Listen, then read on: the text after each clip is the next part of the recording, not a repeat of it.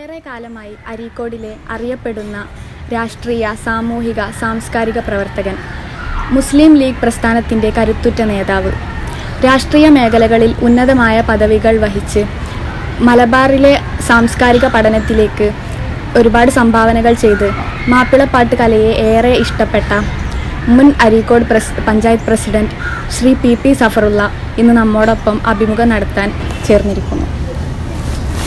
Good morning sir. നമ്മളെ സുല്ലം മുസ്ലിം science കോളേജിൽ ഓഫീസ് സ്റ്റാഫായിട്ട് ഒരുപാട് കാലം വർക്ക് ചെയ്തിരുന്നു. പിന്നീട് എങ്ങനെയായിരുന്നു രാഷ്ട്രീയത്തിലേക്കുള്ള ഒരു തുടക്കം?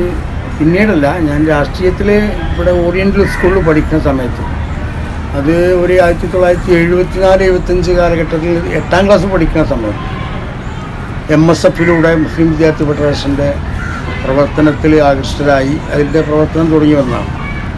അന്ന് ഞാൻ സമരത്ത് പങ്കെടുത്ത് ഞാനിപ്പോൾ നോക്കുകയാണ്. ഈ മുസ്ലിം വിദ്യാർത്ഥികൾക്ക് സ്കോളർഷിപ്പ് കൊടുക്കുന്ന സമ്പ്രദായം CH മുഹമ്മദ് സാഹിബ് വിദ്യാഭ്യാസ മന്ത്രിയായിരുന്ന കാലത്ത് ഉണ്ടായിരുന്നു. പക്ഷേ കുറേ കാലങ്ങളായിട്ട് 5-6 മാസം ഈ സ്കോളർഷിപ്പ് കൊടുക്കാതെ ഇങ്ങനെ ഡിലേ വന്നപ്പോൾ, 1 വർഷത്തെ 2 വർഷത്തോളം കിട്ടാതെ വന്നപ്പോൾ, അതിനെതിരെ ആദ്യമായിട്ട് അരീക്കോട് AE ഓഫീസ് പിക്കറ്റ് ചെയ്യാൻ പോയത് ഞാൻ 8ാം ക്ലാസ് പഠിക്കുമ്പോഴാണ്. അന്നാണ് MSF-ൻ്റെ വിദ്യാർത്ഥി പ്രസ്ഥാനത്തിലൂടെ ഇങ്ങനെ പൊതുരംഗത്തേക്ക് സജീവമായിട്ട് വരുന്നത്. പിന്നീട് SSൻ്റെ കഴിഞ്ഞു. 1980-ൽ ഈ ഭാഷാ സമരത്തിൻ്റെ വലിയ പ്രശ്നം കേരളത്തിൽ കൊടുമ്പിരി കൊള്ളുന്ന സമയത്ത് മലപ്പുറം വെടിവെപ്പുണ്ടായിരുന്നു. 5 ആൾ മരിച്ച വെടിവെപ്പ്. ആ സമരത്തിൽ പങ്കെടുക്കാൻ കഴിഞ്ഞു. അതിൽ പങ്കെടുത്തിട്ടുണ്ട്, അറബി ഭാഷാ സമരത്തിൻ്റെ.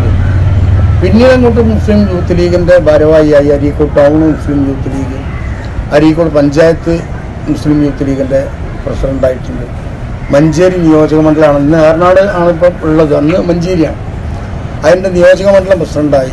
പിന്നീട് മുസ്ലിം ലീഗിൻ്റെ പഞ്ചായത്ത് സെക്രട്ടറിയായി. ഇപ്പോൾ കഴിഞ്ഞ പ്രാവശ്യം മുസ്ലിം ലീഗിൻ്റെ നിയോജക മണ്ഡലം ഏറനാട് നിയോജക മണ്ഡലം സെക്രട്ടറിയായി. ഇപ്പോൾ ഏറനാട് നിയോജക മണ്ഡലത്തിൻ്റെ പ്രസിഡൻ്റാണ്. അപ്പോൾ ഈ 95-ലാണ് സജീവം ഈ പൊതു അല്ലെങ്കിൽ അധികാര രാഷ്ട്രീയത്തിൻ്റെ ഇതിലേക്ക് വരുന്നത്.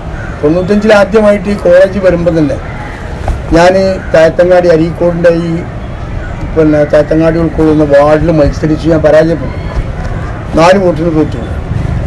അതിനുശേഷം പിന്നെ 95 കഴിഞ്ഞ് 2000-ൽ വീണ്ടും മത്സരിച്ചു. 400 ചില്ലാനം വോട്ട് വിജയിച്ചു പുത്തനം വാർഡിൽ. അന്ന് പഞ്ചായത്ത് മെമ്പറായി, ഫസ്റ്റിലായിട്ട് പഞ്ചായത്ത് മെമ്പറായി. പിന്നീട് ഈ 95, 2000 കഴിഞ്ഞ് 2000 മുതൽ 2005 വരെ മലപ്പുറം ജില്ലാ പഞ്ചായത്തിൻ്റെ മെമ്പറായി. 2005 മുതൽ 10 മുതൽ 15 വരെ അരീക്കോട് പഞ്ചായത്ത് പ്രസിഡൻ്റായി. അതാണ് ഈ രാഷ്ട്രീയ രംഗത്ത് ഈ അധികാര രാഷ്ട്രീയത്തിൽ വന്നിട്ടുള്ള കാലഘട്ടം. അതാണ് ഇപ്പോൾ നിലവിൽ ഏറനാട് മണ്ഡലം മുസ്ലിം ലീഗിൻ്റെ പ്രസിഡൻ്റായിട്ട് തോന്നുന്നുണ്ട്. അരീക്കോടിൻ്റെ രാഷ്ട്രീയ ചരിത്രം എന്ന് പറയുമ്പോൾ, അരീക്കോടിൻ്റെ പ്രബലമായ രാഷ്ട്രീയ പ്രസ്ഥാനം ഒന്ന് മുസ്ലിം ലീഗ്, ഒന്ന് CPM, അതുപോലെ തന്നെ കോൺഗ്രസ്.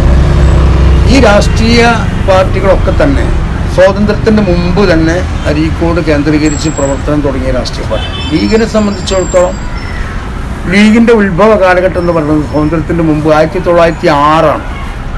ആ കാലഘട്ടത്തിൽ തന്നെ ഇവിടെ മുസ്ലിം ലീഗിൻ്റെ പ്രവർത്തനങ്ങൾ ഏകോപിച്ച് കമ്മിറ്റി ബേസിലല്ലെങ്കിലും അല്ലാത്ത രീതിയിലുള്ള പ്രവർത്തനങ്ങളൊക്കെ ഉണ്ട്. ഈ മുഹമ്മദ് അലി ജിന്ന, സർ സയ്യിദ് അഹമ്മദ് ഖാൻ്റെയൊക്കെ പ്രവർത്തനങ്ങളിലും അതുപോലെ തന്നെ അവരുടെയൊക്കെ പ്രസംഗങ്ങളിലൊക്കെ ആകൃഷ്ടരായിട്ട് നമ്മുടെ മലബാറിലെ കുറച്ചൊക്കെ വിദ്യാഭ്യാസ രംഗത്ത് മുൻപന്തിയിൽ നിന്നൊരു പ്രദേശം എന്ന നിലയ്ക്ക് ഇവിടുത്തെ പഴയകാല തലമുറ അതിൽ സജീവമായിട്ടുണ്ടായിരുന്നു.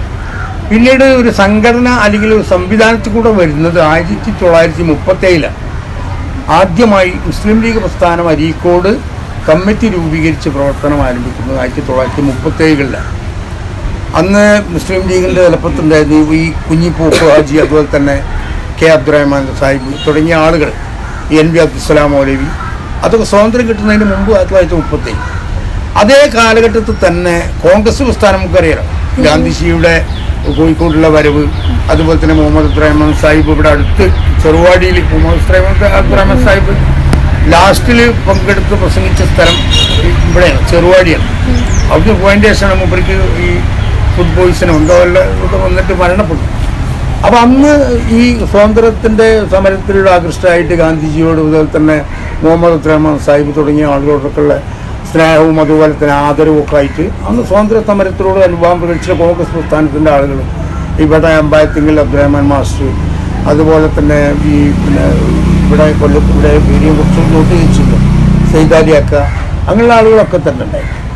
പിന്നെ CPM സംബന്ധിച്ചിടത്തോളം ഇവിടെ അരീക്കോട്ട് ഇവർ പ്രതിനിധിച്ചാൽ കൊണ്ടോട്ടി പിന്നെ ഉള്ള എടക്കാട്ട് മുഹമ്മദ് എന്ന് പറഞ്ഞ ആൾ, അതുപോലെ തന്നെ മലപ്പുറത്ത് നിന്ന് വന്ന സാധു അഹമ്മദ് കുട്ടി സാഹിബ് എന്ന് പറഞ്ഞ ആൾ, ഇവരൊക്കെ വന്നിട്ടാണ് ഇവിടെ. അതുപോലെ തന്നെ അതിന് ശേഷം പിന്നെ കുഞ്ഞാലി വെടിയേറ്റ് മരിച്ച നിലമ്പൂരിൻ്റെ രാഷ്ട്രീയത്തിലൊക്കെ സജീവമായിട്ടുണ്ടായ പിന്നെ MLA. ആ MLA കേരളത്തിലൊരു MLA വെടിയേറ്റ് വെച്ചിട്ടുണ്ടെങ്കിൽ സഖാവ് കുഞ്ഞാലി മാത്രം. ആ കുഞ്ഞാലി അരീക്കോട് വന്ന് തയത്തങ്ങാടി കേന്ദ്രീകരിച്ച് കമ്മ്യൂണിസ്റ്റ് പാർട്ടീൻ്റെ പ്രവർത്തനത്തിൽ സജീവമായി. ഇന്ന് ഇപ്പോൾ അടുത്ത കാലത്ത് മരണപ്പെട്ടു പോയ പിന്നെ മുജാഹിദ് പ്രസ്ഥാനത്തിൻ്റെ നേതാവുണ്ട് ഡോക്ടർ ഉസ്മാൻ സാഹിബ്, കേരള നദത്തുൽ മുജാഹിദിൻ്റെ സംസ്ഥാന പ്രസിഡന്റായിരുന്നു. ഈ ഉസ്മാൻ സാഹിബ് പിന്നെ മുമ്പ് കാലത്ത് നിരീശ്വരവാദിയാണ്. ഈ ഭാഗത്തൊക്കെ അരീക്കോടിലൊക്കെ കമ്മ്യൂണിസ്റ്റ് പാർട്ടിക്ക് പിന്നെ വേരോട്ടം ഉണ്ടാക്കുന്നതിലൊക്കെ പ്രധാന പങ്ക് വഹിച്ച ആൾ ഡോക്ടർ ഉസ്മാൻ സാഹിബാണ്. അദ്ദേഹത്തെക്കുറിച്ച് ഇങ്ങനെ പറയുമ്പോൾ ഈ പിന്നെ ഇപ്പം ദൈവം ഒന്നുമില്ല, ദൈവം നല്ല വെറും സങ്കല്പമാണ്. അയാൾ ദൈവത്തിനെ വരക്കും, എന്നിട്ട് ദൈവത്തിന് കയ്യില്ല കയ്യുമായി, ദൈവത്തിന് കാലില്ല കാലുമായി, ദൈവത്തിന് കണ്ണില്ല, അങ്ങനെ എല്ലാം വായിച്ചിട്ട് അവസാനം ബ്ലാങ്കാവുമല്ലോ. അപ്പോൾ ദൈവം എല്ലാം സമർപ്പിച്ചിട്ട് അപ്പോൾ അവരുള്ള പ്രവർത്തനം അന്ന് ഇതിലെന്താ പ്രശ്നം വെച്ചാൽ പിന്നെ കമ്മ്യൂണിസ്റ്റ് പാർട്ടി പിന്നെ ഒപ്പവും പാവപ്പെട്ടവൻ്റെ അടിസ്ഥാന വർഗത്തിൻ്റെ കൂടെ അവർ നിൽക്കുന്നുവെന്ന് പറയുന്ന ആൾക്കാർ ഇന്നതൊക്കെ മാറി. അപ്പോൾ ഈ പാവപ്പെട്ട കർഷക തൊഴിലാളികൾ അപ്പോൾ അന്നത്തെ കാലഘട്ടം എന്ന് പറയുന്നത് വളരെ ഇന്നും നമുക്ക് സങ്കല്പിക്കാൻ കഴിയാത്തതാണ്. ഒരു പിന്നെ മര്യാദയ്ക്ക് ഭക്ഷണം കഴിക്കാനും ഭക്ഷണം ഇല്ലാത്ത കാലഘട്ടം. എന്തെങ്കിലും പണി എന്ന് പറഞ്ഞ് വലിയ വലിയ മുതലാളിമാരുടെ പാടത്ത് പണിയെടുക്കുക, അതുപോലെ തന്നെ അവർക്ക് പിന്നെ ഈ നെല്ല് കൊയ്യുക, അതുപോലെ തന്നെ ഈ ഞാറ് ഒന്ന് നടുക, കള പറിക്കുക, അങ്ങനെയുള്ള പണികൾ വൈകുന്നേരം കിട്ടുന്ന ചെറിയ ഒരു പാത്രത്തിൽ എന്തെങ്കിലും ഒരു നായി നെല്ലോ ആകെ കൂലി കിട്ടുന്ന കാലമാണ്. അത് കൊണ്ടുപോയി കുത്തി വെളുപ്പിച്ച് അരിയാക്കിയിട്ട് വേണം കഞ്ഞി കുടിച്ച് കിടന്നുറങ്ങാൻ. അങ്ങനത്തെ കാലഘട്ടത്തിൽ അവരെ തൊഴിലാളികളെ സംഘടിപ്പിച്ചിട്ട് മുതലാളിമാർക്കെതിരെ സമരം നടത്താനും നമുക്ക് കൂലി പോരാ, അല്ലെങ്കിൽ തന്നെ ഇന്ന് പിന്നെ കിട്ടുന്ന ആനുകൂല്യങ്ങൾ പോരാ എന്ന് പറഞ്ഞ അവകാശ പോരാട്ടത്തിന് വേണ്ടി സംഘടിപ്പിക്കാൻ വേണ്ടി അവർ കമ്മ്യൂണിസ്റ്റ് പാർട്ടി കുറേ ആൾക്കാർ അങ്ങനെ നടത്തും. അതിലൊരു നാടകങ്ങൾ KPSCയുടെ നാടകങ്ങളൊക്കെ ഒരു വലിയ സ്വാധീനം ചെലുത്തിയിട്ടുണ്ട്. അപ്പോൾ ആ നാടകത്തിൽ നാടകഗാനങ്ങൾ ഇപ്പം എൻ്റെ കാലത്തൊക്കെ അതായിരുന്നു. അപ്പോൾ അങ്ങനെയുള്ള ആ പിന്നെ കാലഘട്ടത്തിൽ കമ്മ്യൂണിസ്റ്റ് പാർട്ടിയും മുസ്ലിം ലീഗും പിന്നെ അതുപോലെ തന്നെ കോൺഗ്രസും ഈ രാഷ്ട്രീയ പാർട്ടികളൊക്കെ അതിൻ്റെ ആവിർഭാവം. പിന്നീട് സ്വാതന്ത്ര്യം കിട്ടി 48-ന് ശേഷം. അത് ഇപ്പോൾ മുസ്ലിം ലീഗിനെ സംബന്ധിച്ചിടത്തോളം പിന്നെ അഖിലേന്ത്യാ മുസ്ലിം ലീഗിൻ്റെ സർവേന്ത്യാ മുസ്ലിം ലീഗ് എന്നായിരുന്നു ആദ്യകാലത്ത്. പിന്നെ ഇന്ത്യൻ യൂണിയനിലായപ്പോൾ ഇന്ത്യൻ യൂണിയൻ മുസ്ലിം ലീഗ് എന്ന് പറയുന്നത് 1947 സ്വാതന്ത്ര്യം കിട്ടിയതിന് ശേഷം 48-ലാണ് മുസ്ലിം ലീഗായി പിന്നെ ഇന്ത്യ രാജ്യത്ത് പ്രവർത്തനം തുടങ്ങുന്നത്. അതുപോലെ തന്നെ കമ്മ്യൂണിസ്റ്റ് പാർട്ടി ഒറ്റ കമ്മ്യൂണിസ്റ്റ് പാർട്ടി ഉള്ളിരുന്ന കാട്ടി അത് പിന്നീട് 1964 പിളറിയാണ്. അങ്ങനെയാണ് കമ്മ്യൂണിസ്റ്റ് പാർട്ടി CPIM വരുന്നത്. മറ്റേ കമ്മ്യൂണിസ്റ്റ് CPI എന്ന് പറഞ്ഞ ഒരു പാർട്ടി പേര് കമ്മ്യൂണിസ്റ്റ് പാർട്ടി ഓഫ് ഇന്ത്യ, ഇത് കമ്മ്യൂണിസ്റ്റ് പാർട്ടി ഇന്ത്യ മാർക്സിസ്റ്റ്, അങ്ങനെ രണ്ട് പാർട്ടി ആയിട്ട് അവർ പിളർന്നു പോയി. കോൺഗ്രസിനെ സംബന്ധിച്ചിടത്തോളം ഇപ്പോൾ പണ്ഡിറ്റ് ജവഹർലാൽ നെഹ്റുവിൻ്റെ കാലം തൊട്ട് ശ്രീമതി ഇന്ദിരാഗാന്ധിൻ്റെ കാലം, അത് കഴിഞ്ഞപ്പോൾ രാജീവ് ഗാന്ധിൻ്റെ കാലം, പിന്നെ ആ ഘട്ടത്തിൽ തന്നെ ഇന്ദിരാഗാന്ധിൻ്റെ കാലഘട്ടത്തിൽ 1977 വരുമ്പോൾ തന്നെ കോൺഗ്രസ് പിളരുകയാണ്. ഇന്ദിരാ കോൺഗ്രസ് വേറെ ആയിപ്പോയി, പിന്നെ RS കോൺഗ്രസ് വേറെ, കോൺഗ്രസ് EU, പിന്നെ കോൺഗ്രസ് ആയി. അങ്ങനെ കോൺഗ്രസ്സിൽ ഒരുപാട് പിളർപ്പുകളുണ്ടായി. അങ്ങനെ ഉള്ള ആ പിളർപ്പുകളൊക്കെ തന്നെ അരീക്കോടിൻ്റെ രാഷ്ട്രീയത്തെയും ബാധിച്ചിട്ടുണ്ട്. അപ്പം അന്നും കോൺഗ്രസിൻ്റെ ആളുകൾ കുറേ ആളുകൾ ഇവിടെ പിന്നെ കോൺഗ്രസ് പ്രസ്ഥാനവുമായിട്ട് ബന്ധപ്പെട്ട് പ്രവർത്തിക്കുന്നു. താങ്കളുടെ പൊതുപ്രവർത്തനത്തിലൂടെ സമൂഹത്തിന് പ്രത്യേകിച്ച് നമ്മുടെ അരീക്കോടിന് നേട്ടങ്ങൾ ഉണ്ടായി എന്ന് വിശ്വസിക്കുന്ന ചില പ്രവർത്തനങ്ങൾ ഏതെല്ലാമാണ്? ഇപ്പോൾ അരീക്കോട് ഇതിൻ്റെ ഒറ്റയ്ക്കുള്ള പ്രവർത്തനം, ഒരു പൊതു രാഷ്ട്രീയ പ്രവർത്തകൻ തന്നെ സ്വന്തമായിട്ട് ചെയ്യുന്നതിനപ്പുറം ഒരു സമൂഹത്തെ ഒന്നിച്ച് കൊണ്ടുപോയി അതിൽ എല്ലാവരെയും ഉൾപ്പെടുത്തിക്കൊണ്ട് നാട്ടിൽ നന്മ ഉണ്ടാക്കാം. ഇപ്പോൾ അരീക്കോടിൻ്റെ മുമ്പ് കാലത്തെ അരീക്കോട് ചരിത്രം, ഇപ്പോൾ എൻ്റെ രാഷ്ട്രീയ ഗുരു NB ഇബ്രാഹിം മാഷ, അരീക്കോട് 16 കൊല്ലം അരീക്കോടിൻ്റെ പഞ്ചായത്ത് പ്രസിഡൻ്റായ NB ഇബ്രാഹിം മാഷ. അതിന് മുമ്പ് NB അബ്ദുസ്സലാം അലി ഇപ്പോൾ ഒരു അധികാര രാഷ്ട്രീയത്തിലേക്ക് വന്നിട്ടില്ല. NB അബ്ദുസ്സലാം അലി മുസ്ലിം ലീഗ് പ്രസ്ഥാനത്തിൻ്റെ കരുത്തുറ്റ നേതാവാണ്. അദ്ദേഹത്തിന് അനിയനായ NB ഇബ്രാഹിം മാഷ. ഇബ്രാഹിം മാഷ നല്ല വിദ്യാസമ്പന്നനായിരുന്നു. പണ്ട് കാലത്ത് അരീക്കോട്ട് 8ാം ക്ലാസ്സിനപ്പുറം ഹൈസ്കൂൾ വിദ്യാഭ്യാസം പോലും അരീക്കോടില്ലാത്ത കാലഘട്ടത്തിൽ മലപ്പുറത്ത് പോയിട്ട് 8ാം ക്ലാസ് പഠിച്ച ആ ഒരു ടീമിൽ പെട്ട ആൾക്കാരാണ്. മലപ്പുറത്ത് പിന്നെ ഹോസ്റ്റലിൽ റൂമൊക്കെ എടുത്ത് നിന്ന് 8ാം ക്ലാസ് വിദ്യാഭ്യാസം SSC വരെയൊക്കെ പഠിച്ച് പിന്നെ ഔട്ട് ഓഫ് സ്റ്റേറ്റിലൊക്കെ പോയി വിദ്യാഭ്യാസം നേടിയ ആളാണ്. അപ്പോൾ അയാളുടെ കാലഘട്ടത്തിൽ അതിന് മുമ്പ് അരീക്കോട് എന്ന് പറഞ്ഞാൽ അരീക്കോട് ഒരു ഒറ്റപ്പെട്ട പ്രദേശം. ഒറ്റപ്പെട്ടെന്ന് പറയാൻ ഇപ്പം മഞ്ചേരി ഭാഗത്ത് നിന്ന് വന്ന ആളുകൾ അരീക്കോട്ട് ആയിട്ടാണ്. അരീക്കോട് ചാലിയാറിന് പുഴ കടന്നു വേണം പോകാൻ. അന്ന് പാലങ്ങളില്ല. അതുപോലെ തന്നെ ഈ കൊണ്ടോട്ടിയിൽ നിന്ന് വന്നാലും മുക്കം ഭാഗത്തേക്ക് ഒരിക്കലും ബന്ധമില്ലാത്ത ഒരു കാലഘട്ടം. അപ്പോൾ ആദ്യമായി അരീക്കോട്ട് ഇപ്പോൾ ഈ ചുറ്റുവട്ടത്തെ പഞ്ചായത്തുകളേക്കാൾ ഈ കീവറമ്പ്, ഊർങ്ങാട്ടിരി, ചീക്കോട്, കാവലൂർ ഒക്കെ അരീക്കോട് സമീപ പഞ്ചായത്തുകൾ, അതിനേക്കാൾ അപ്പുറം വികസന പ്രവർത്തനങ്ങൾ കൊണ്ടുവരാൻ ഇബ്രാഹിം മാഷ് കഴിഞ്ഞു. അപ്പോൾ ആ ഇബ്രാഹിം മാഷോട് ഒപ്പം ചേർന്നുകൊണ്ട് അദ്ദേഹത്തിൻ്റെ രാഷ്ട്രീയ പ്രവർത്തനത്തെ അല്ലെങ്കിൽ രാഷ്ട്രീയ പാതയെ പിന്തുടർന്നുകൊണ്ടാണ് നമ്മൾ പോയിട്ടുള്ളത്. അപ്പം ഞാൻ ഒറ്റയ്ക്ക് ചെയ്യുന്നതിനപ്പുറം അരീക്കോടിൻ്റെ മുഖച്ഛായ മാറ്റിയെടുക്കാനുള്ള ഒരു നാടിന് വേണ്ടത് എന്താണ്? അടിസ്ഥാനപരമായി നിലനിൽപ്പിന് വേണ്ടത് അതിൻ്റെ വരുമാനം വർദ്ധിപ്പിക്കുകയാണ്. ഇബ്രാഹിം മാഷ് ചെയ്ത ഏറ്റവും വലിയ അയാളെ ബുദ്ധിയിൽ ഉദിച്ചത്, നാട്ടിൽ നമ്മൊരു പഞ്ചായത്ത് പ്രസിഡൻ്റായാലും പഞ്ചായത്തിൽ നിന്ന് ഒരു റോഡ് വെട്ടണമെങ്കിൽ പൈസ വേണം. ആ കാലഘട്ടത്തിലൊന്നും ഗവൺമെൻറ്റിൻ്റെ വലിയ ആനുകൂല്യങ്ങളില്ല. ആകെ 5000 റുപ്യ ചിലവാക്കാനാണ് പഞ്ചായത്ത് പ്രസിഡന്റിന് ആകെ അധികാരമുള്ളത്.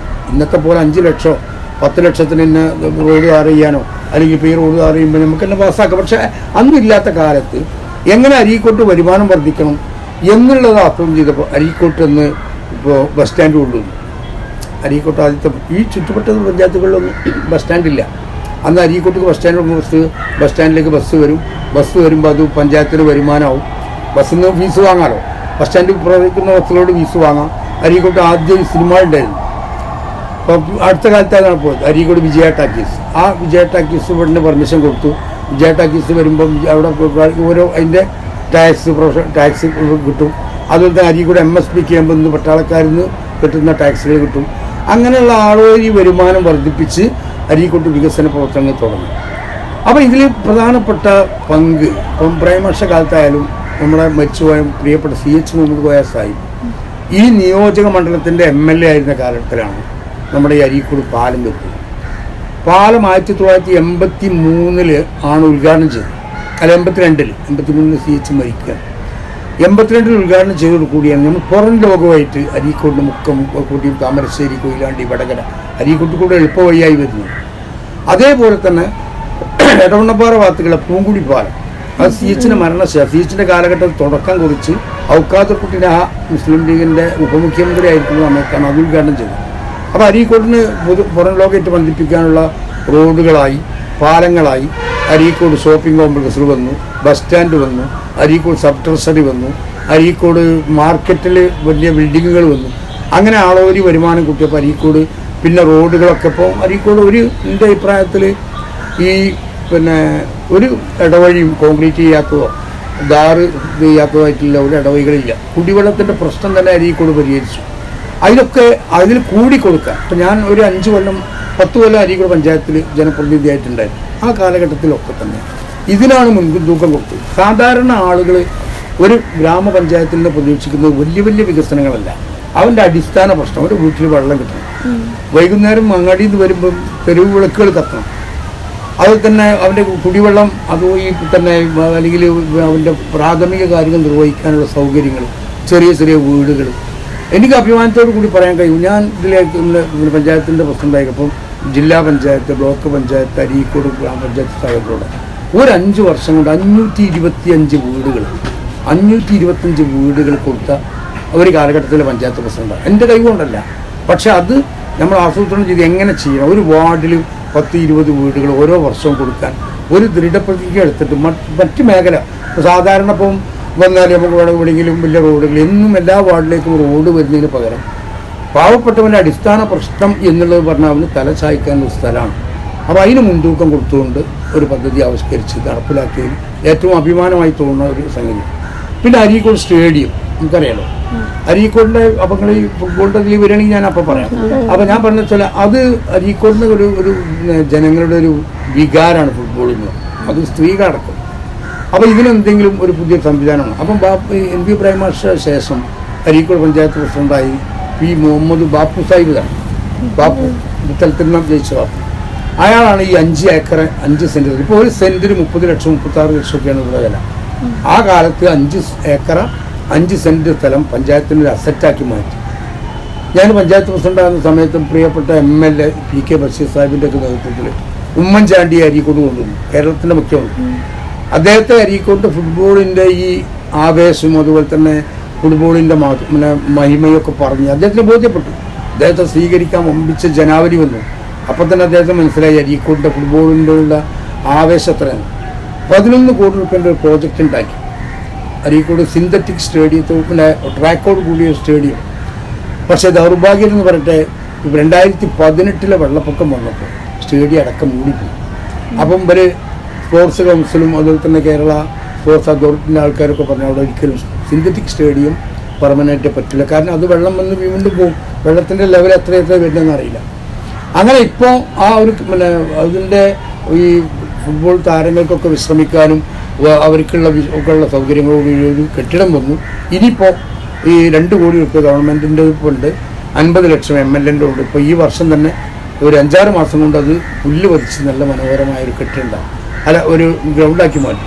ഞാൻ പറയുന്നത് ആ ഇതിന് സംരംഭത്തിന് തുടക്കം കുറിക്കാൻ അവിടുത്തെ മുമ്പ് കാലത്ത് പഞ്ചായത്ത് പ്രസിഡന്റ് ബാപ്പു സാഹിബിൻ്റെ കാലത്ത് സ്ഥലം വാങ്ങി. പക്ഷെ അതൊരു സ്റ്റേഡിയമാക്കി മാറ്റുന്നതിൽ പ്രധാനപ്പെട്ട പങ്ക് വഹിക്കാൻ കഴിഞ്ഞു എന്നുള്ളതാണ് എനിക്കുള്ള ചാരിതാർത്ഥ്യം.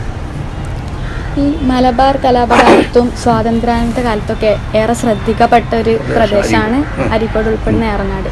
അപ്പം ഈ കാലഘട്ടത്തിൽ സാറെ പാർട്ടിൻ്റെ സ്വാധീനം എങ്ങനെയൊക്കെയാണ്? മലബാർ കാലഘട്ടത്തിൽ എന്ന് പറഞ്ഞത് 1921 ഏറ്റവും അധികം മലബാർ, ഏറനാട്, അരീക്കോട് ഈ ഉൾക്കൊള്ളുന്ന പ്രദേശം മുഴുവൻ ബ്രിട്ടീഷുകാർ നിരങ്ങിപ്പോയത്.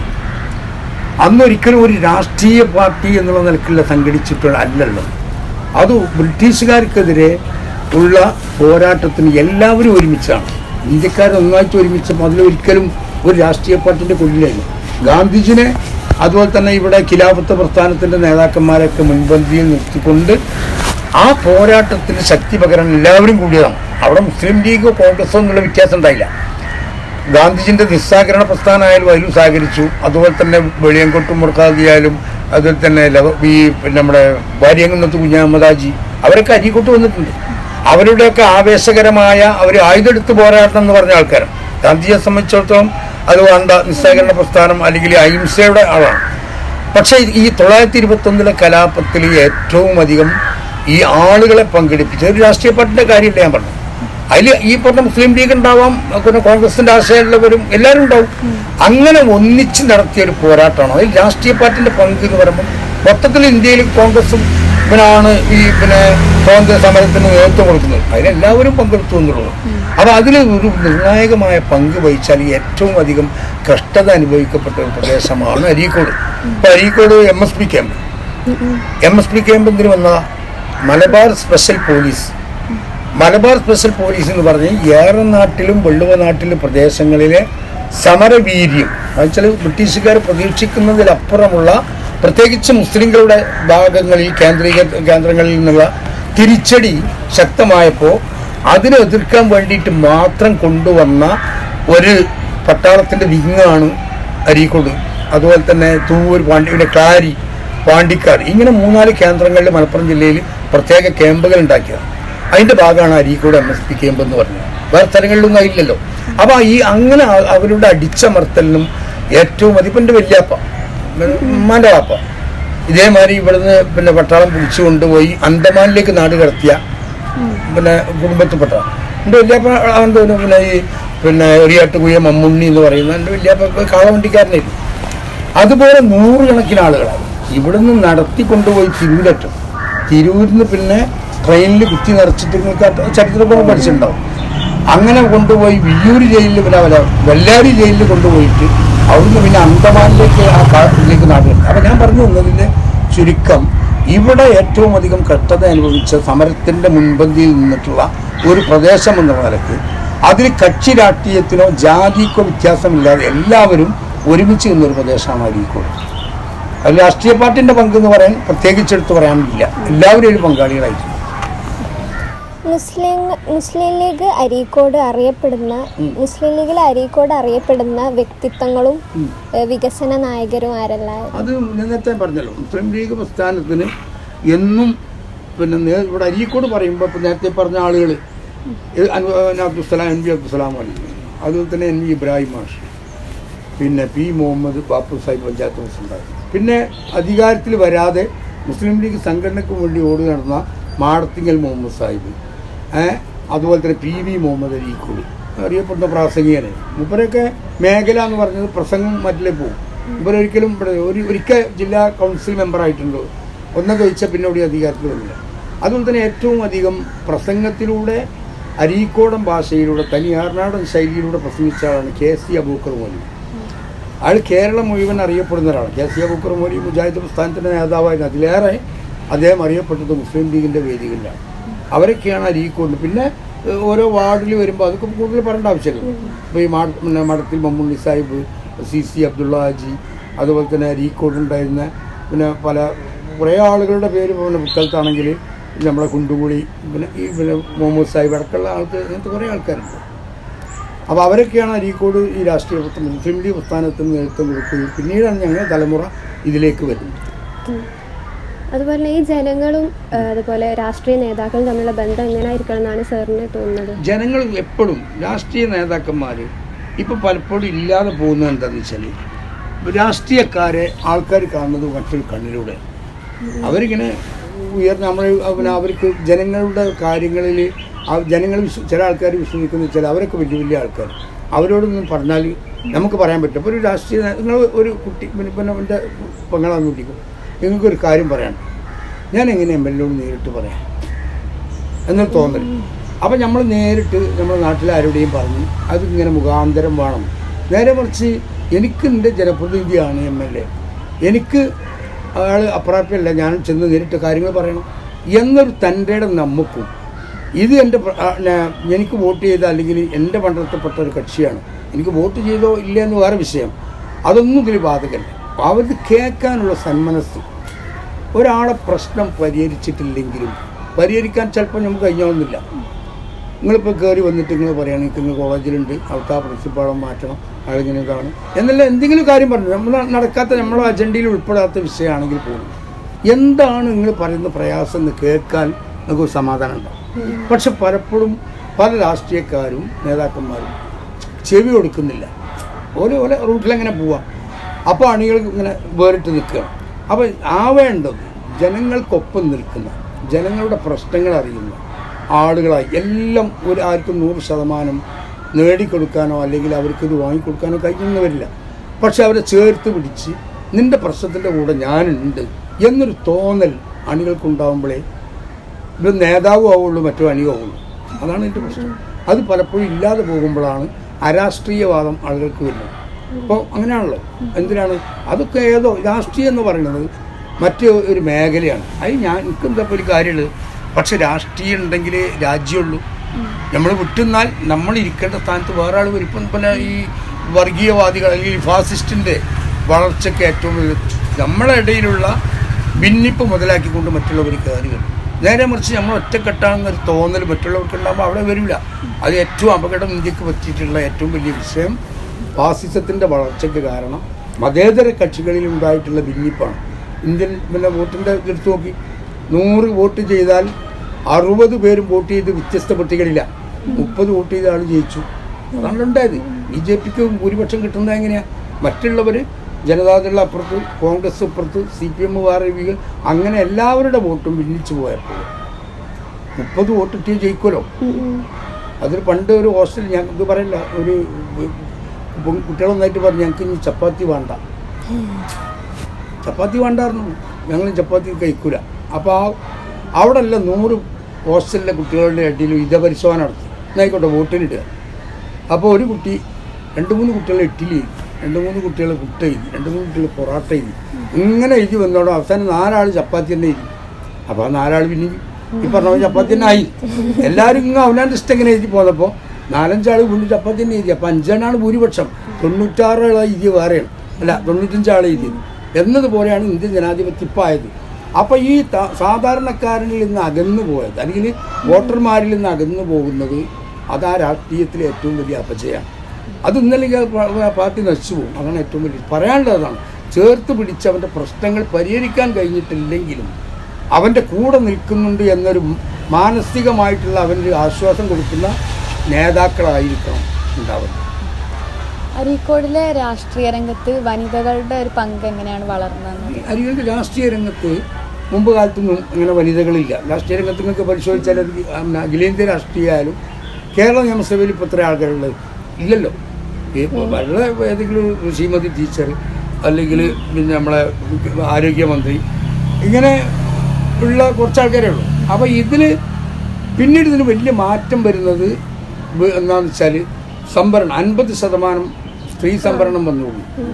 ഇപ്പോൾ പഞ്ചായത്തിൽ 21 സീറ്റുകൾ ഉണ്ടെങ്കിൽ 11 സീറ്റും സംവരണം ചെയ്യാം. 10 ആണുങ്ങളെ വരുള്ളൂ. ബാക്കി സ്ത്രീക്കും SC വിഭാഗത്തിനുമായി സംവരണം മാറ്റുക. അപ്പോഴാണ് ഇവിടെ പിന്നെ സ്ത്രീകൾ അധികം വരുന്നത്. മുമ്പ് കാലത്ത് അങ്ങനെയല്ല. പക്ഷെ അതിലുള്ള പ്രശ്നം എന്ന് വെച്ചാൽ ഇതിൽ പ്രത്യേകിച്ച് മലബാറിലെ മുസ്ലിങ്ങൾക്കിടയിൽ വിദ്യാഭ്യാസം തീരെ ഇല്ലാതെ പോയി. അതിന് പ്രധാനപ്പെട്ട ചരിത്രപരമായ കാരണങ്ങളുണ്ടാവാം. ഒന്ന് നമുക്ക് പിന്നെ പഠിച്ചപ്പോൾ കേട്ടിട്ടുണ്ടാവും, ഇംഗ്ലീഷ് വിദ്യാഭ്യാസത്തോട് ഭയങ്കര അലർജി കാരണം ഇംഗ്ലീഷ് വേണ്ട എന്ന് പറയാൻ കാരണം അത് ഈ ബ്രിട്ടീഷുകാർ ഉപയോഗിച്ച ഭാഷയായതുകൊണ്ടാണ് ഇംഗ്ലീഷ് വേണ്ട എന്ന് പറഞ്ഞത്. അതൊരു വൈകാരികമായ പിന്നെ പ്രതിഷേധമായിരുന്നു. ഇംഗ്ലീഷുകാരൻ ഉപയോഗിക്കുന്ന ഭാഷ വേണ്ട, അവൻ്റെ വസ്ത്രം വേണ്ടെന്ന് പറഞ്ഞപ്പോൾ നമ്മളെന്തായി, ആ തീവ്രത കൊണ്ട് ഇംഗ്ലീഷ് പഠിക്കാതെ പോയി. നമ്മുടെ ഒപ്പമുള്ള മറ്റു സമുദായങ്ങളൊക്കെ, ഞാൻ ജാതി പറയാനല്ല, കുറേ പിന്നെ മുന്നോട്ട് കയറിപ്പോയി. നമ്മൾ പിന്നീട് വരുന്നത് കുറേ കഴിഞ്ഞാണ്. എല്ലാവരും ഇത് പിന്നെ മുന്നിൽ പോയപ്പോൾ നമ്മൾ ലാസ്റ്റ് ലാപ്പ് ഓടി വരുന്നുള്ളൂ. അപ്പോഴാണ് നമ്മൾ പിന്നെ ഈ സംവരണം കൂടി വരുന്നത്. അപ്പോൾ സ്ത്രീ പങ്കാളിത്തം, അപ്പോൾ നമ്മളിങ്ങനെ പകച്ചുപോയി. ആദ്യം എന്ത് ചെയ്യും ഇവരെങ്ങനെ?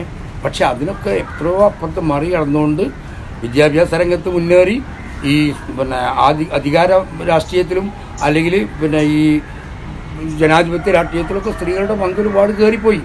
അപ്പോൾ അരീക്കോട് പിന്നെ ആദ്യമായിട്ട് അപ്പോൾ ഈ മുസ്ലിം നമ്മൾ പണ്ട് കാലത്തുള്ള അനുഭവം എന്താ, നമ്മൾ സമയം ഉണ്ടാവില്ലേ, ഞാൻ പറഞ്ഞ വെച്ചാൽ നമ്മളൊക്കെ വല്യമ്മ അല്ലെങ്കിൽ ഉമ്മാരെ കാലഘട്ടത്തിൽ ഒരു 12 വയസ്സ് 13 വയസ്സിൽ കല്യാണം കഴിച്ചു വിടും. അത് അവരെ കുറ്റം കൊണ്ടല്ല, അന്നത്തെ പിന്നെ ജീവിത സാഹചര്യം അതാണ്. വിദ്യാഭ്യാസമല്ല, ഓത്തുപള്ളി എന്ന് പറയുന്നൊരു പരിപാടി മാത്രം. നമുക്കൊരു മദ്രസയില്ല. ഓത്തുപള്ളി എന്ന് പോയിക്കണ്ട അവിടെ മൊല്ലാക്ക പറഞ്ഞു കൊടുക്കുന്ന ഈ അക്ഷരങ്ങളും അറബികളും യാസീനും ഖുർആനും ബെയ്ത്തും മാലയും ഒക്കെ പഠിച്ച് ഉള്ളൊരു കാലഘട്ടത്തിൽ അവർക്ക് വിദ്യാഭ്യാസം എന്ന് പറയുന്നത് അറിയില്ല. അതായത് ചോക്ക പോലും വാങ്ങാൻ കഴിവില്ലാത്ത കാലം. ചോക്ക പോലും മദ്രസയിലില്ല. എന്നിട്ട് കിണറ്റിലെ വെള്ള മണ്ണുണ്ടാവുമല്ലോ, ചെവിടി അവസാനം വരുന്ന, അത് ഉരുട്ടിയിട്ട് അത് ഉണക്കിയിട്ട് അതുകൊണ്ട് അലിഫും ബായും തായും ഒക്കെ എഴുതിയ ഒരു കാലഘട്ടം ഉണ്ടായിരുന്നു. നമ്മളൊക്കെ പൂർവികന്മാർ പറഞ്ഞേക്കാം. അപ്പം അന്ന് ഇവർ വിദ്യാഭ്യാസത്തെക്കുറിച്ച് സ്വപ്നം കാണാൻ പോലും കഴിയാത്ത കാലം. അതിലൊരു മാറ്റം വന്ന പ്രദേശമാണ് അരീക്കോട്. 1944 സ്വാതന്ത്ര്യം കിട്ടുന്നതിന് മുമ്പ് ഇവിടെ മദ്രസ വന്നു, അറബിക് കോളേജ് വന്നു. അറബിക് കോളേജിൽ പിന്നെ പഠിക്കുന്ന കുട്ടികൾ അത് പഠിച്ചാൽ ജോലി സാധ്യത വന്നു. അതോടുകൂടി കേരളത്തിലെ ഭരണമാറ്റങ്ങൾ വന്നപ്പോൾ വിദ്യാഭ്യാസ രംഗത്ത് ഓറിയൻ്റൽ ഹൈസ്കൂളിനെ പോലുള്ള സംവിധാനം വന്നു.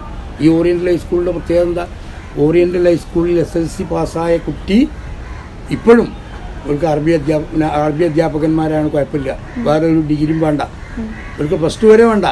ഓറിയൻ്റൽ ഹൈസ്കൂളിൽ നിന്ന് SSLC പാസ്സായവർക്ക് ഗവൺമെൻറ് ജോലി കിട്ടും.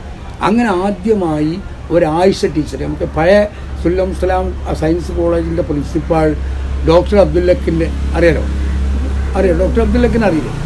അതാണ് ആദ്യത്തെ പ്രിൻസിപ്പാൾ. ഞങ്ങൾ 95 ഞാനടക്കം കോളേജിലുണ്ടായിരുന്നതാണ്. അയാളുടെ ഉമ്മ ആയിഷമ്മ ടീച്ചറാണ് ആദ്യമായിട്ട് അരീക്കോടുന്ന് ഒരു ടീച്ചറായിട്ട് ജോലി കിട്ടിപ്പോകും, ഗവൺമെൻറ് സർവീസ്. കണ്ണൂർ ഭാഗത്ത് പോയപ്പോൾ ആൾക്കാരെ ഭയങ്കര അത്ഭുതപ്പെട്ടു. ഒരു മുസ്ലിം മൊക്കനെക്കെട്ട സ്ത്രീ ഇവിടെ ജോലിക്ക് വരെ സ്കൂളിൻ്റെ വരാന്തയിലും ഒക്കെ വന്നിട്ട് ഇങ്ങനെ പാടി നോക്കി. ഒരു ഇത് കാണാൻ വേണ്ടി എന്തോ ഒരു കാഴ്ച വസ്തു വന്നതുപോലെ ഇവരെ കാണാൻ വേണ്ടിയിട്ട് ആളുകൾ തടിച്ചുകൂടി എന്നാണ് പറഞ്ഞത്. അപ്പോൾ അങ്ങനെ അന്ന് മുതൽ പിന്നീട് അങ്ങോട്ട് വിദ്യാഭ്യാസത്തിന് ഏറ്റവും പ്രാമുഖ്യം കൊടുത്ത്, ഞാൻ പറഞ്ഞില്ല നേരത്തെ 8ാം ക്ലാസ് പഠിക്കാൻ പോലും അന്നത്തെ കാലത്ത് ആരും പോകില്ല.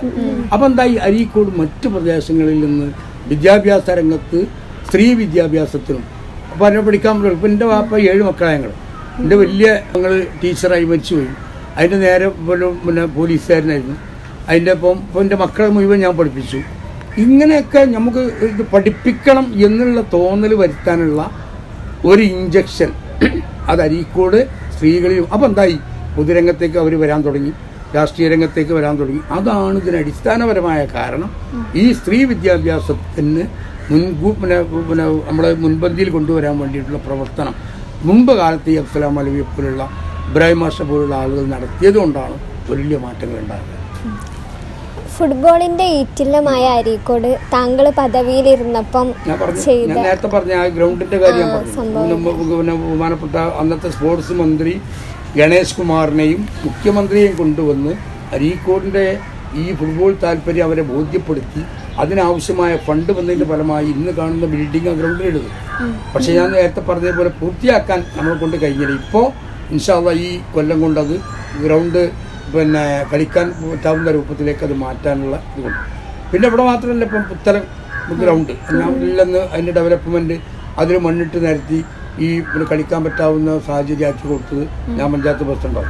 പിന്നെ പഞ്ചായത്തിൽ ചെമ്പറക്കാട്ടുള്ളൂ. ഇപ്പോൾ ഈ ഭരിക്കുന്ന പഞ്ചായത്തിൽ ഇപ്പോഴും പിന്നെ മുസ്ലിം ലീഗിൻ്റെ ആഭിമുഖ്യത്തിലെ പഞ്ചായത്താണ്.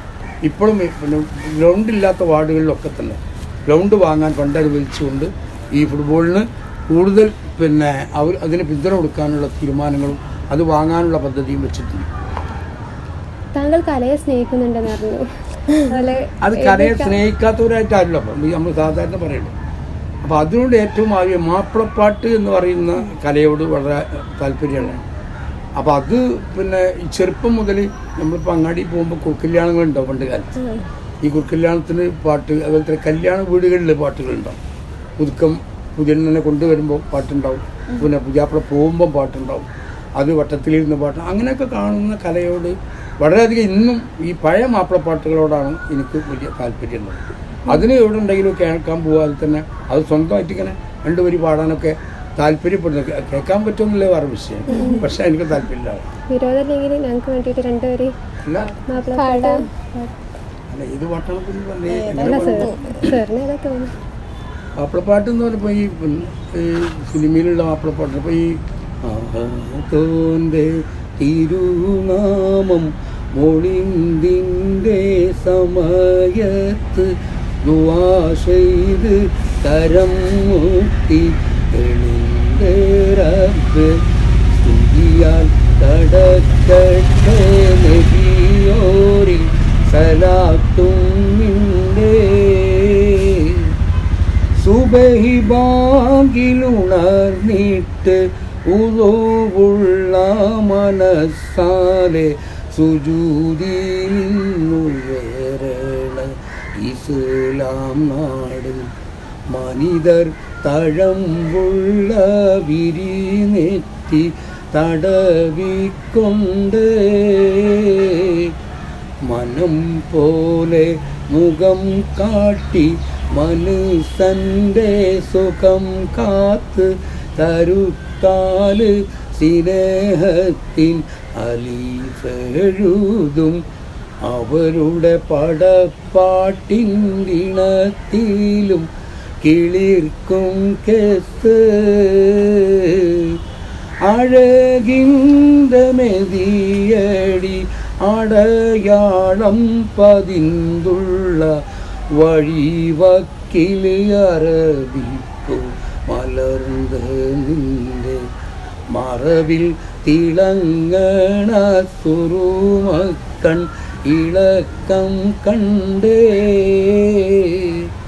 ആ കുടിലിൻ ഒരു കോണിൽ കിനാവെന്തെന്നറിയാതെ 14 രാവിനൊത്ത് വളർന്നേ ബീവി അവളുടെ ഹൃദയത്തിൽ മണം തൂകി അണൈന്ത മാരൻ ഉടയവൻ വിധിത്തുള്ള വഴിയാലെ പിരിന്തേ പോയി കരൾ രണ്ടുമൊഴുക്കിയ പിരീശത്തേനാർ ഉലകിൽ കൊതിയെല്ലാം പടച്ചവൻ എടുത്ത് കൊണ്ട ഇത് ഒരു കേട്ടുള്ള പാട്ടാണ്. നല്ല രസം. അത് ഈ 14 രാവ് എന്നൊരു പടത്തിൽ ഉള്ളൊരു പാട്ടാണ്. നല്ലൊരു ഇതാണ്. പിന്നെ അരീക്കോട് വിദ്യാഭ്യാസ രംഗത്തുണ്ടാക്കിയ മാറ്റം എന്ന് പറയുന്നത് മുമ്പ് കാലത്ത് ആളുകൾ വന്നു. ഇപ്പോൾ 1911 ആദ്യമായിട്ട് അരീക്കോട് UP സ്കൂൾ വരുന്നത്. UP അല്ല, സ്കൂൾ സ്ഥാപിക്കണം. ഇപ്പം ഇന്ന് കാണുന്ന ഈ അരീക്കോട് ഗവൺമെൻറ് UP സ്കൂൾ ആദ്യം അത് പുത്തലം എന്ന് പറഞ്ഞ പ്രദേശത്തേക്ക്, അവിടുന്ന് പിന്നെ മാറ്റിയിട്ടാണ്. അപ്പം 100 കൊല്ലം 105 കൊല്ലമായി ഇപ്പോൾ സ്കൂൾ. 1911 2011 2025 അതാണ് ആദ്യത്തെ പടത്തെ അക്ഷരമുത്തശ്ശി എന്ന് പറയുന്ന സ്കൂൾ. പിന്നെ 1954 അരീക്കോട് ഓറിയൻ്റൽ ഹൈസ്കൂൾ വരുന്നത്. അത് മൗലാന അബുൽ കലാം ആസാദ് കേന്ദ്ര വിദ്യാഭ്യാസ മന്ത്രിയാകുന്ന കാലഘട്ടത്തിൽ വന്നു. 1944 അരീക്കോട് അറബി കോളേജ് വരുന്നത്. 44 ഇവിടെ മദ്രസ പ്രസ്ഥാനമായത്. 46 തോന്നുന്നു അരീക്കോട് ഗവൺമെൻറ് ഹൈസ്കൂൾ അപ്പുറത്ത് വരുന്നത്.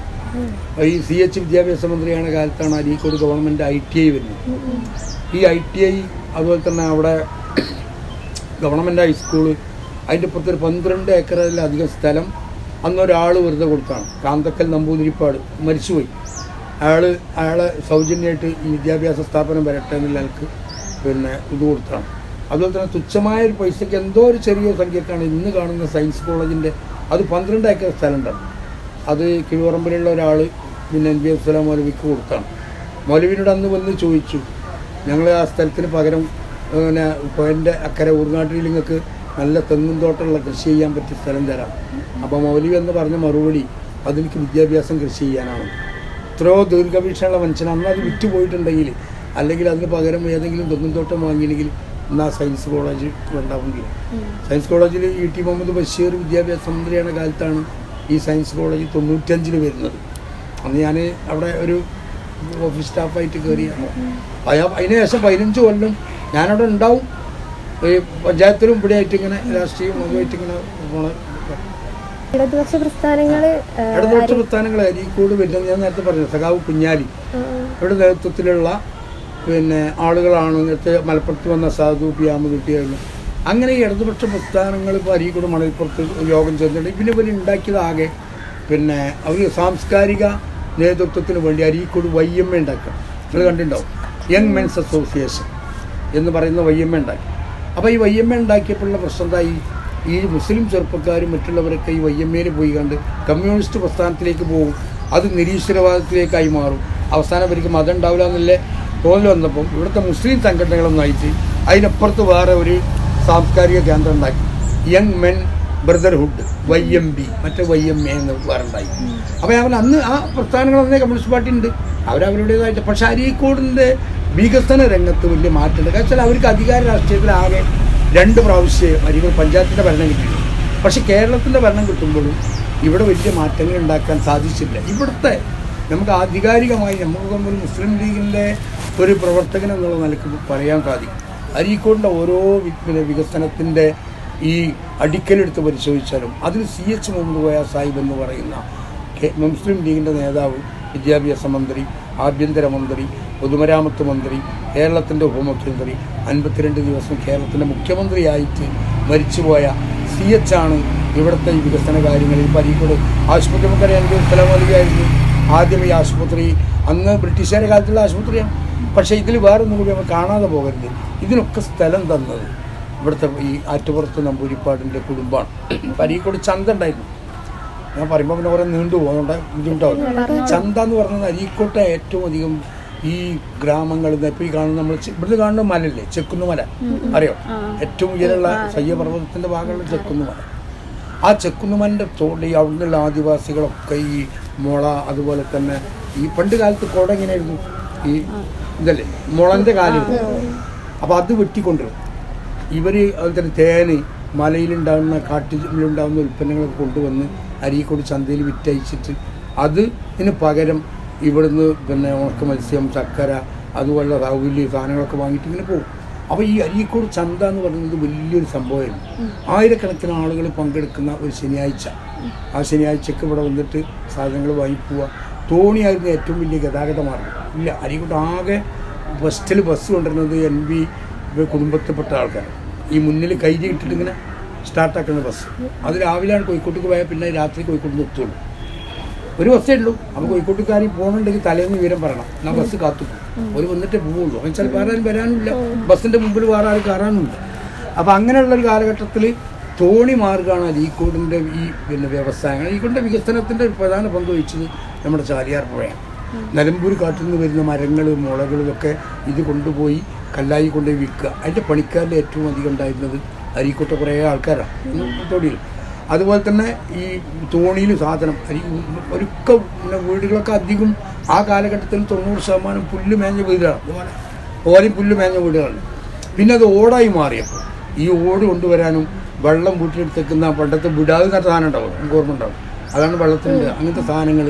അതിൽ തന്നെ പിന്നെ ഇത് പിന്നെ മീൻ ഒക്കെ കൊണ്ടുവരുന്ന അരി, പഞ്ചസാര എന്ന് വേണ്ട എല്ലാ സംരംഭങ്ങളും ചരക്ക് നീക്കം നടന്നതൊക്കെ ഈ തോണി മാർഗ്ഗമായിരുന്നു.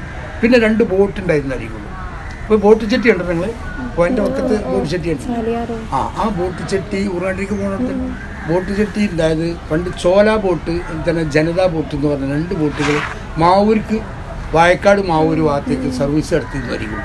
പിന്നെ അതിൻ്റെ ഒരു സ്മാരകമാണ് അത് പണ്ട് കാലത്തുണ്ട്. അപ്പോൾ ഞാൻ പറഞ്ഞു തന്നിട്ട് ഇങ്ങനെയുള്ള ഒരു ഗ്രാമപ്രദേശത്താണ് ഇത്രയും ഡെവലപ്മെൻറ്റ് പിന്നീട് വരുന്നത്. ഇവിടെ പോയക്കര കിടന്നാൽ ആനയും അതിൽ തന്നെ കരടിയൊക്കെ ഉള്ള ഇതേനും അവർക്കൊന്നും ആരും പോവില്ല. അതിൽ തന്നെ ഇവിടെ പണം ഉള്ളത് മുഴുവൻ 1-2 പ്രമാണിമാരെ കയ്യിൽ. അരീക്കോട്ട് ഏറ്റവും അധികം ആദ്യമായിട്ട് കാറ് കൊണ്ടുവരുന്നത് അരീക്കോട് ഈ KV ആലിക്കുട്ടി. അപ്പോൾ KV അബുക്കുട്ടിയില്ലേ പാട്ടിൻ്റെ, അറിയാം, KV അബൂക്കർകുട്ടിൻ്റെ ഒക്കെ വലിയാപ്പ KV മുമ്പത്തേമൂരാണ്. ഞാനൊക്കെ ചെറുപ്പത്തിൽ മദ്രസ പോകുമ്പോൾ ഈ കാറ് കാണാൻ പോകുന്നുണ്ട്. ഇങ്ങനെ അതിൻ്റെ ഷട്ടിൽ കാറ് കണ്ടിട്ട് അത് വല്ലാത്തൊരു ആവേശം, ഒരു കാറ് കാണാൻ കൂടെ ആകുള്ളൂ. അപ്പോൾ അവിടെ ആനപ്പന്തി ഉണ്ടായിരുന്നു. ആനനെ കാട്ടിൽ നിന്ന് പിടിച്ചു കൊണ്ടുവന്നിട്ട് പിന്നെ കാട്ടാനെ കൊണ്ടുവന്നിട്ട് മെരുക്കിയിട്ട് നാട്ടാൻ്റെ അടിയിലിട്ടിട്ട് മരിക്കുന്ന ഒരു പന്തി, അതിനാണ് ആനപ്പന്തി എന്ന് പറയപ്പോഴുള്ളത്. പിന്നെ അരീക്കോട്ട് ചരിത്രത്തിൽ നിങ്ങൾക്ക് വേണ്ട ഭാഗമൊന്നും എനിക്കറിയില്ല. ഏറ്റവും അധികം അരീക്കോട് പിന്നെ കച്ചവടം നടന്നിരുന്ന സ്ഥലമാണ് അരീക്കോട് താഴത്തങ്ങാടി. അരീക്കോട് അങ്ങാടിയിൽ ഇതില്ല. അതിൽ പിന്നീട് കച്ചവട കേന്ദ്രങ്ങൾ ഇവിടെ വന്നപ്പോഴാണ് ഇതിൻ്റെ പേര് ന്യൂ ബസാറായി മാറിയത്. ന്യൂ വന്നു നേരെ മറിച്ച് അവിടെ കാരണം കൊണ്ടോട്ടിയിൽ നിന്ന് വന്ന തങ്ങന്മാരുടെ കേന്ദ്രങ്ങൾ അവിടെ. തങ്ങന്മാർ അവിടെ ആ പുഴൻ്റെ തീരങ്ങളിൽ മുഴുവൻ തങ്ങന്മാരുടെ വീടുകളും ഇപ്പോഴും തന്നെ അവിടെ വീടിൻ്റെ അടിയിലൊക്കെ അവരെ കബറുകളൊക്കെയാണ്. അങ്ങനെ അവർ പിന്നെ ആ കുടുംബങ്ങൾ മുഴുവൻ ഇവിടെ വലിയ നേർച്ചയൊക്കെ നടത്തും. നേർച്ചയും അതുപോലെ തന്നെ വഴിപാടുകളും പരിപാടികളൊക്കെ അവിടെ നടത്തി. അവസാനം അതിലൊന്നും രാഷ്ട്രീയം കേട്ടോ, രാഷ്ട്രീയം മുജാഹിദുമില്ല, സുന്നിയൊന്നുമില്ല. ഈ നേർച്ചയും വഴിപാടുകളൊക്കെ എന്തായി, അത് അരീക്കോട്ടുകാർക്ക് ശല്യമായി മാറി. സ്ത്രീകൾ കുളിക്കാൻ പോകുമ്പോൾ അല്ലെങ്കിൽ വാറിലൊക്കെ പോകുമ്പോഴൊക്കെ അപമാനിക്കലും അങ്ങനെ പ്രശ്നങ്ങളൊക്കെ ആയപ്പോൾ ഇത് ഇവിടുന്ന് നിർത്താമെന്ന് തീരുമാനിച്ചു.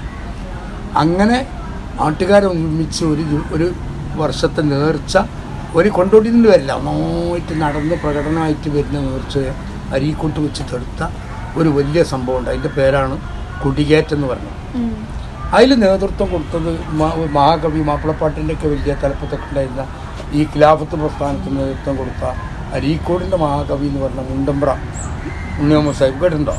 മുണ്ടമ്പ്രനെ കേൾക്കാതെ അരീക്കോട് ഇപ്പോൾ അതിപ്പം എല്ലാ യൂത്ത് ഫെസ്റ്റിവലുകളിലും കഴിഞ്ഞ കാലങ്ങളിലൊക്കെ തന്നെ ഒരു ബോർഡ് പിന്നെ ശഹീദടവേ ശേഷം വിശേഷമതിൽ കൂറുന്നു സഖിസുരുതിൽ മോനോർജൻ ശിഖരമേതാലേ ആ പാട്ടുകളൊക്കെ ഉണ്ട്. നമ്മൾ ഈ പിന്നെ പാടിത്തരും അങ്ങനെയുള്ള പാട്ടുകൾ, ഒരുപാട് പാട്ടുകൾ. അതിൽ തന്നെ ഈ കൊടികേറ്റത്തെക്കുറിച്ച് പാട്ട്, അരീക്കോടിനെ കുറിച്ച് പാട്ട്, ഇങ്ങനെയുള്ള ഗർബല എന്നുള്ള പിന്നെ സൽമാനും പൂമോളും പിന്നെ കൊടികേറ്റം ഇങ്ങനെ ഒരുപാട് പാട്ടുകളൊക്കെ എഴുതിയ ഇവരൊക്കെ ഇതായി സംഘം ചേർന്നിട്ട് ആ നേർച്ചയും ആ ഏർപ്പാടും അത് സുന്നി മുജാഹിദിൻ്റെ പ്രശ്നത്തല്ല, അരീക്കോട്ടുകാർക്ക് ശല്യമായപ്പോൾ അരീക്കോടിൻ്റെ മൊത്തം ആളുകളെ എതിർത്ത് തോൽപ്പിച്ചൊരു സംഭവമാണ് കൊടികേറ്റം എന്ന് പറയുന്നത്.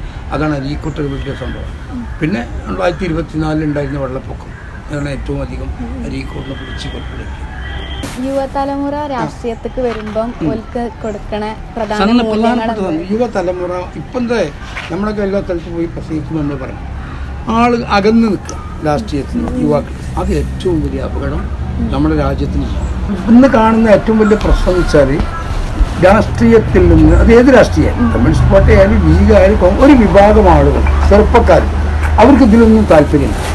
പക്ഷെ അവരെ കുറ്റം പറയാൻ പറ്റില്ല. പൊതു പ്രശ്നങ്ങൾ വരുമ്പോൾ അവരുണ്ട്. ഇപ്പം നമ്മൾ ഉദാഹരണം പറയാം, ഏറ്റവും അധികം 2018 വെള്ളപ്പൊക്കം വന്നു. സ്വന്തം മുതുക് കാണിച്ചു കൊടുത്തിട്ട് കയറാൻ പറഞ്ഞത് രാഷ്ട്രീയക്കാരനേക്കാൾ അപ്പുറം ഈ ചെറുപ്പക്കാരുണ്ട്. അപ്പം നമ്മുടെ രാജ്യത്ത് നമ്മൾ പിന്നെ ഗാന്ധിജി ആയാലും നെഹ്റു ആയാലും നമ്മളൊക്കെ എല്ലാവരും മതേതരത്തിൽ വിശ്വസിക്കുന്ന മനുഷ്യന്മാരാണ്. ഹിന്ദു മുസ്ലിം എല്ലാവരും യോജിച്ച് പോകണം എന്ന് ആഗ്രഹിക്കുന്ന ഒരു മഹത്തായ രാജ്യത്ത് ജീവിക്കണം.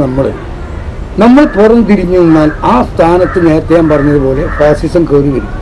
അപ്പോൾ യുവാക്കളോട് പറയാനുള്ളത് നല്ല രാഷ്ട്രീയത്തിൻ്റെ രാജ്യത്തിൻ്റെ മതമൂല്യങ്ങളും അതുപോലെ തന്നെ മതേതരത്വവും ഉയർത്തിപ്പിടിച്ചുകൊണ്ട് നാടിന് പൊതുവെയായി നന്മ ചെയ്യാൻ കഴിയും. ഇപ്പം തൻ്റെ പിന്നെ ആരോ പറഞ്ഞ പോലെ എനിക്കെന്ത് കിട്ടും എന്നതിനേക്കാൾ അപ്പുറം ഞാൻ ഉൾക്കൊള്ളുന്ന ഈ സമൂഹത്തിന് എന്ത് കിട്ടും എന്നുള്ള ചിന്തയോടുകൂടി യുവാക്കൾ രംഗത്ത് വരണം. ഒരിക്കലും മാറി നിൽക്കുന്നത് രാഷ്ട്രീയമാണ് ഇവിടെ എല്ലാം നിയന്ത്രിക്കുന്നത്. ഇവിടുത്തെ വില നിയന്ത്രിക്കുന്നതും ഇവിടുത്തെ കോടതിയായ എല്ലാ കാര്യങ്ങളും പറയണം, എല്ലാത്തിലും രാഷ്ട്രീയമാണ്. അപ്പോൾ രാഷ്ട്രീയം അത് വേറെ എന്നുള്ള കാഴ്ചപ്പാടോടുകൂടി മാറി നിൽക്കാതെ നല്ല രാഷ്ട്രീയത്തിൻ്റെ വക്താക്കളായിക്കൊണ്ട് നല്ല രാഷ്ട്രീയം ഉണ്ടാകാൻ ഇപ്പോൾ ഒരുപാട് റോൾ മോഡൽ നമുക്കുണ്ടാവും രാഷ്ട്രീയത്തിൽ. ഇപ്പോൾ ഗാന്ധിജീൻ്റെ മോഡൽ ഞാൻ ആഗ്രഹിക്കുന്ന ഇന്ത്യയിൽ നഗ്നപാതരായി നടക്കുന്ന ഡോക്ടർമാരുണ്ടാകണം. വെറുതെ പറഞ്ഞല്ല, എന്നുവെച്ചാൽ വെറും പണം വാങ്ങാനും ഇന്ന് കാണുന്ന രൂപത്തിൽ പിടിച്ചു പറിക്കുമല്ലാതെ രാത്രി ഒരു ബെല്ലടി കേട്ടാൽ ഒരു സ്ത്രീയുടെ നിലവിളി കേട്ടാൽ അവിടെ ഓടിച്ചെല്ലാൻ പറ്റാവുന്ന ഡോക്ടർ ഉണ്ടാകുന്നു ഇന്ന് ആഗ്രഹിക്കുന്നത് നല്ല കാര്യമാണല്ലോ. അതുപോലെ തന്നെ ഗാന്ധിജി പറഞ്ഞു, ഞാൻ ഉമർ ഖത്താബിന്റെ ഖലീഫ ഉമറിന്റെ ഭരണമാണ് ഞാൻ ആഗ്രഹിക്കുന്നത്. അർദ്ധരാത്രി ഇങ്ങനെ ചുറ്റി സഞ്ചരിച്ചിട്ട് ഏതെങ്കിലും വീട്ടിൽ നിന്ന് കരച്ചിൽ കേൾക്കുന്നുണ്ടോ? കാരണം അവിടെ ഒരു കുട്ടി കരഞ്ഞാൽ ഈ പിന്നെ ഇത് പറഞ്ഞല്ലോ, ആ ഒരു കുട്ടിയുടെ കരച്ചിൽ നാളെ പടച്ചവനോട് സമാനം പറയേണ്ടി വരും എന്ന ബോധമുള്ള രാജ്യത്തിന് നേതൃത്വം കൊടുത്ത ഉമർ ഖത്താബിന്റെ പാത പിന്തുടർന്ന ഗാന്ധിജി ആയാലും ഞാൻ ഉൾക്കൊള്ളുന്ന രാഷ്ട്രീയ പാർട്ടിന്റെ ഇപ്പോൾ കായികമില്ലത്ത് മുഹമ്മദ് ഇസ്മായിൽ സാഹിബ് ഒരു കാലത്ത് ഇന്ത്യ രാജ്യത്ത് അറിയപ്പെടുന്ന ഇന്ത്യൻ ഭരണഘടനയിൽ ഒപ്പിട്ട വ്യക്തിയാണ്. അദ്ദേഹത്തിന്റെ വീട്ടിൽ കയറി ചെല്ലുമ്പോൾ 2 കസാരയേ ഉള്ളൂ, പഴയ ചൂലിന്റെ 2 കസാര. അങ്ങനെ വലിയ തൊഴിൽ വ്യവസായിയായി സമൂഹത്തിലേക്ക് വന്ന് എൻ്റെ രാഷ്ട്രീയവും എൻ്റെ സമ്പാദ്യം മുഴുവൻ നല്ല രാഷ്ട്രീയത്തിന് വേണ്ടി ചെലവഴിച്ച് അവസാനം എൻ്റെ പോക്കറ്റിലുള്ള കത്തിൽ സ്റ്റാമ്പ് ഒട്ടിക്കാൻ പോലും 5 രൂപയുടെ നാണയമില്ലാതെ ഫക്കീറായി മരിച്ചുപോയ ഇസ്മായിൽ സാഹിബിൻ്റെ മാതൃക എനിക്ക് ആവേശമാണ്. അതും ഞാനൊന്നും പ്രതീക്ഷിക്കാൻ പാടില്ല. 10 ആൾ കയറി വന്നതിൻ്റെ പ്രശ്നം പറയുമ്പോൾ എനിക്കൊന്ന് തക്കാറുണ്ട്, അല്ലെങ്കിൽ എനിക്ക് ഇതുണ്ട്, എനിക്ക് പോകാണ്ട് എന്ന് പറഞ്ഞ് ഒഴിമഞ്ഞു മാറുന്നതിനപ്പുറം ഏത് പാതിരാത്രി ആയാലും ഓൻ്റെ പ്രശ്നത്തിന് കുപ്പായത്തിട്ടിട്ട് എൻ്റെ കൂടെ നടക്കുന്ന രാഷ്ട്രീയം അതൊന്നും ഇല്ല, അതുണ്ടാവണം. അപ്പം CH നമ്മൾ മാതൃകയാക്കുന്ന എന്തുകൊണ്ടാണ്?